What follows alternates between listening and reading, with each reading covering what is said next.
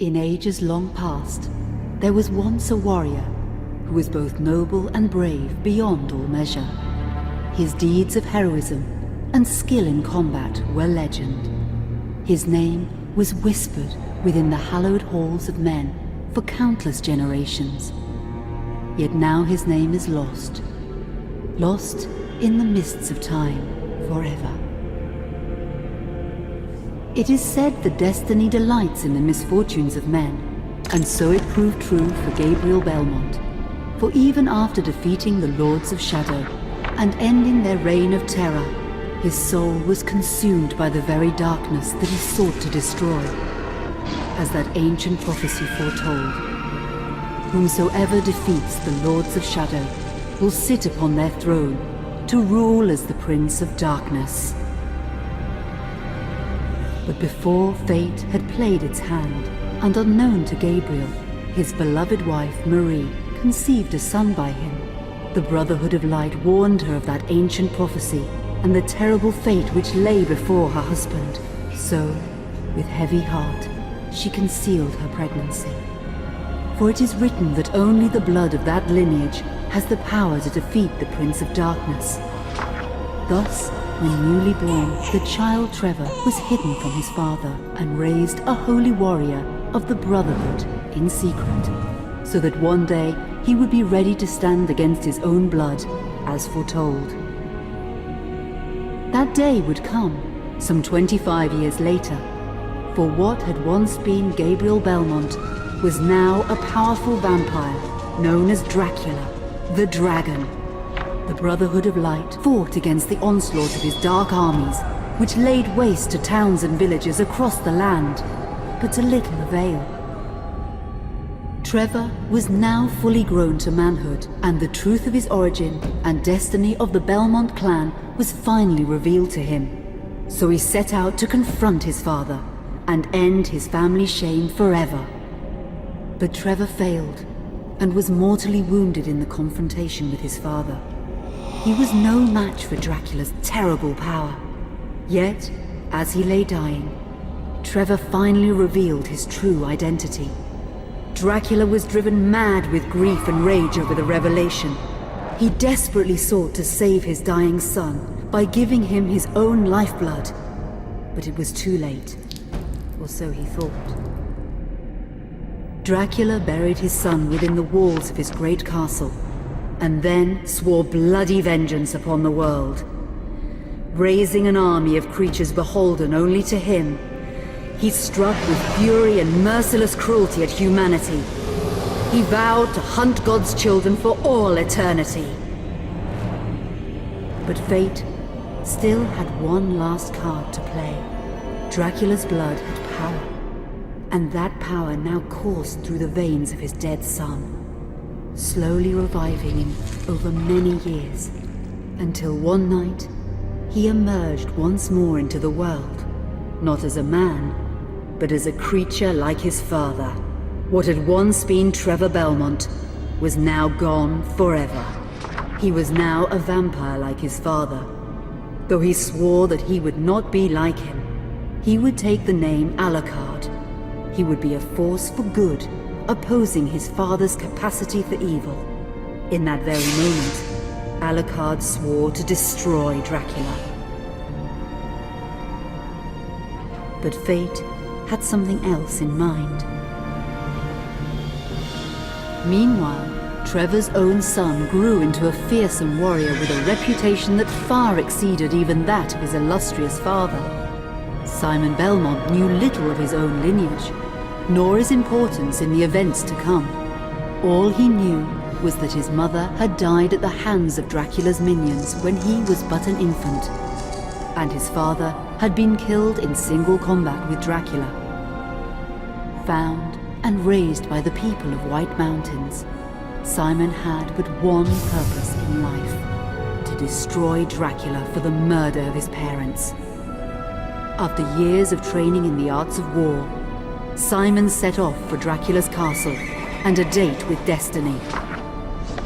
Once in the castle, Simon met Alucard, and knowing little of the true identity of his companion, joined forces with him. Blood bound them together, and fate took a hand once again, as finally they met their dreaded foe in mortal combat. Simon defeated Dracula with his whip, and yet Alucard sensed that all was not as it should be. Dracula would return.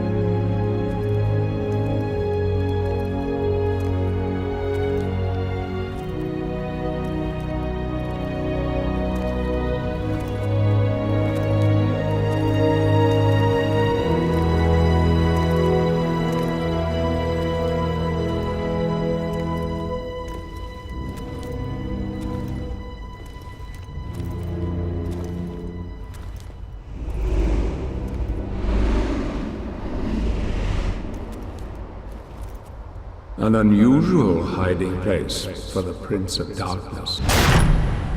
Don't you think? Zobek, where have you been all this time?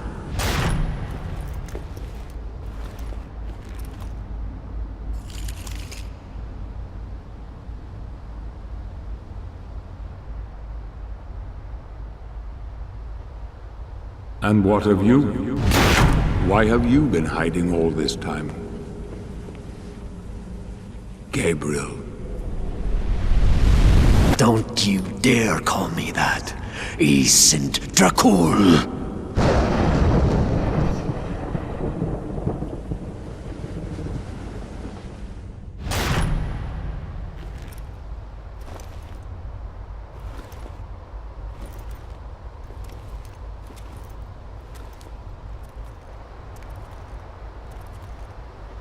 What do you want, old friend? Satan's acolytes are readying for his imminent return.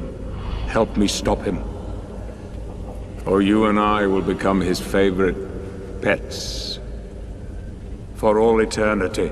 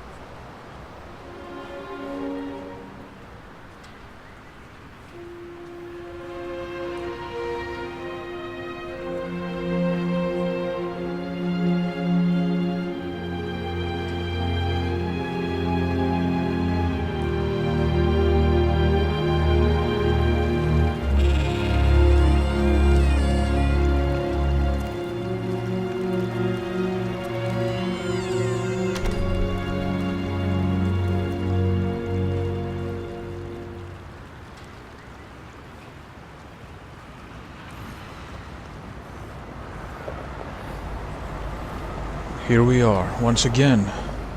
After the end of the first Lord of Shadow, we see Gabriel as a shadow of what he once was. obviously tired of his destiny, of his fighting, his endless hatred, he decided to seclude himself within what remains of his once mighty citadel. Now, in modern day, who knows where, you see him try to take a walk outside. The first time in who knows how many centuries. Something that I wanted to comment on, but I couldn't because, well, I had to end the video last time, was that that knight, the Brotherhood knight in golden armor, mixed Latin and Greek while chanting his prayers to God. In any case, let's see what God has in store for Gabriel now.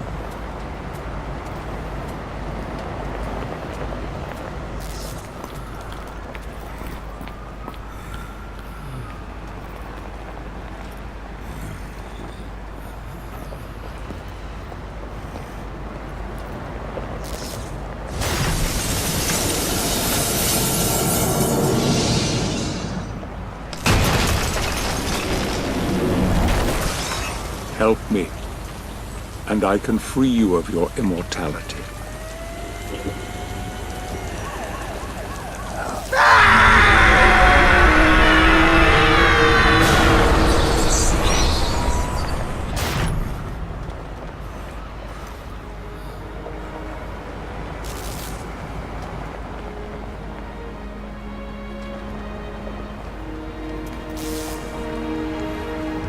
Now you've started to hallucinate, Gabe. We could assume that Alucard is dead, long dead. Presumably, that confrontation God help you, sir. can only put you out of your misery. But I have grown tired of doing that. Wallow in your own despair. Sir, have mercy. As I was saying, we could assume that the last time... Here, do you want some gear? Shut up. The last time we saw Alucard at the end of the prologue was the last time Alucard drew breath, so to speak. Whatever you need, I've got it. I'm sure you do. And now Gabriel has started hallucinating, seeing his dead son.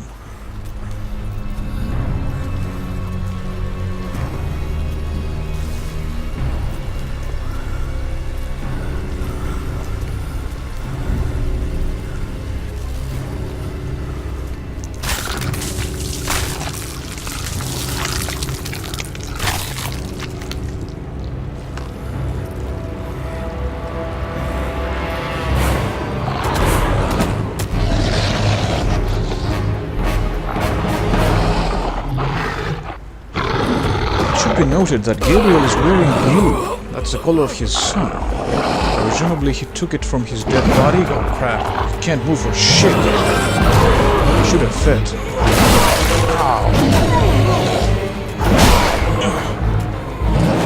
He's blocked. Try to.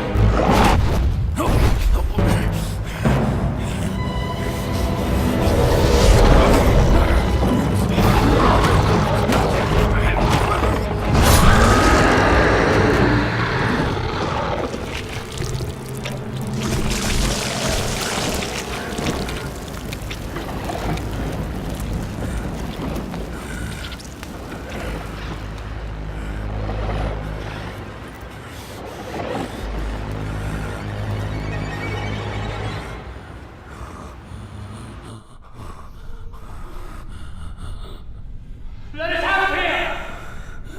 What are we going to see? What do they want from us? Who is this man? Is he sleeping? I don't think so. Katie, come here! Look, Daddy, the man's moving. Stay away from me. Catherine, you come here! Now! Get here! You stay away from them!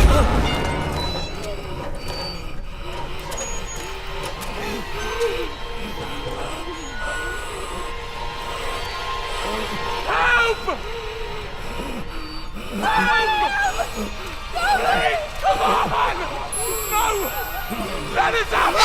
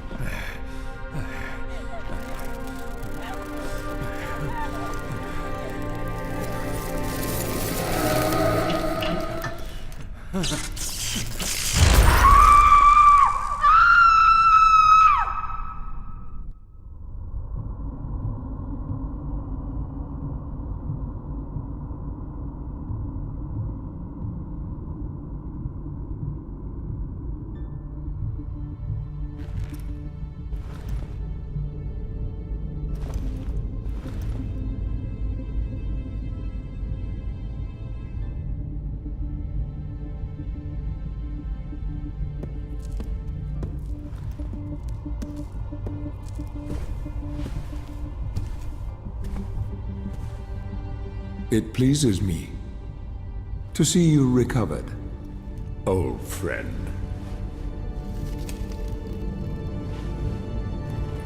Indeed, old friend. No!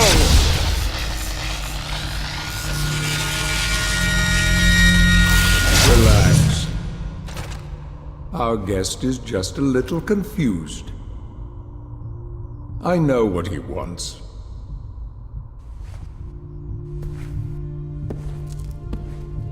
You see before you the legendary vampire killer. Your old weapon, if you recall. The only weapon capable of ending your immortal life. You thought it destroyed. But you see, you can have the eternal rest you crave after all.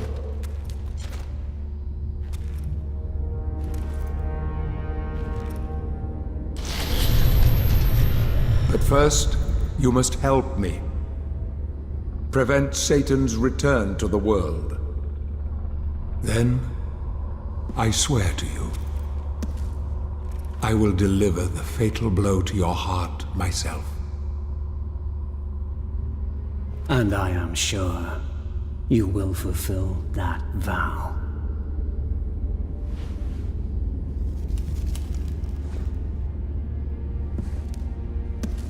Since you sent Satan back to hell 1,000 years ago, his human offspring, or acolytes as they call themselves, have been dormant. I suppose that all of us, feared your wrath and great power. But not now. Now, even my bodyguard is more than a match for you. The acolytes know you are weak and are preparing for their father's return. Now they fear nothing. Don't they fear the mighty Zobek? Only you, in full possession of your powers, can defeat them. Follow me, please.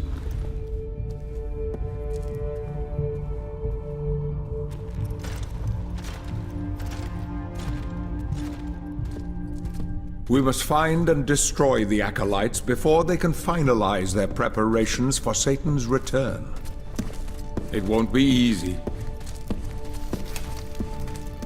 They govern the world of men from the shadows. Not even I know with any degree of certainty who or where they are.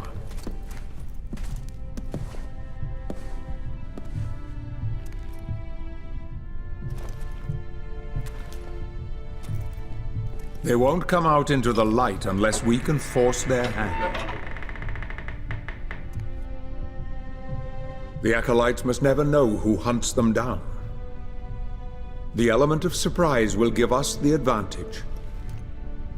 Until you are at full strength again.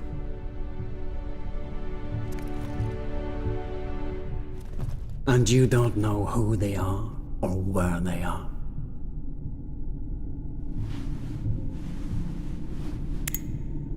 Do you know that this city is built upon the foundations of your castle? The Acolytes are focusing their attentions here for very good reason. Satan has specifically chosen this place for his return. He means to enslave you first, to humiliate you for what you did to him. Let's get on with it.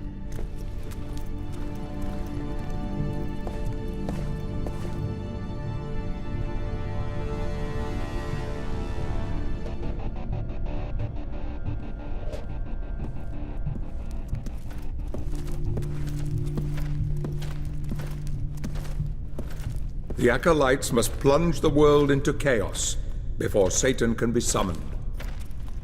Their activities leave spectral traces, which are difficult but not impossible to follow. This is the headquarters of a powerful pharmaceutical corporation. I suspect that one of the Acolytes is operating from there. The complex was sealed 2 months ago and is protected by magic. If I were to use my powers to see what is happening there, they would be able to trace it back to me within a matter of minutes. So, I will send you to the corporation via a portal. But we must be quick so as not to arouse suspicion.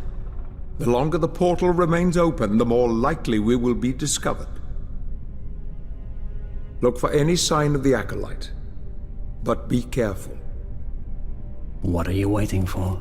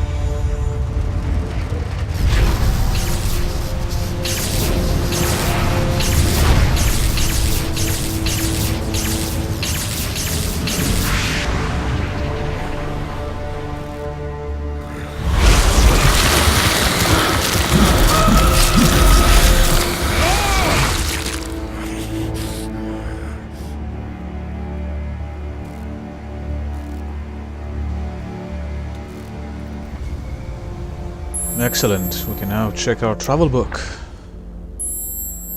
Yes, we can see the main mission. We can see many things.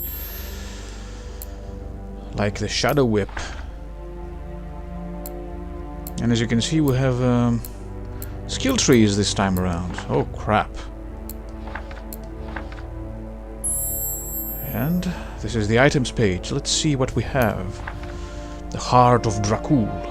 When Gabriel replaced his blood with Laura's, a change began that went beyond the purely physical, drowning out the love, compassion and tenderness that filled the man's heart, giving way to the merciless darkness of the dragon.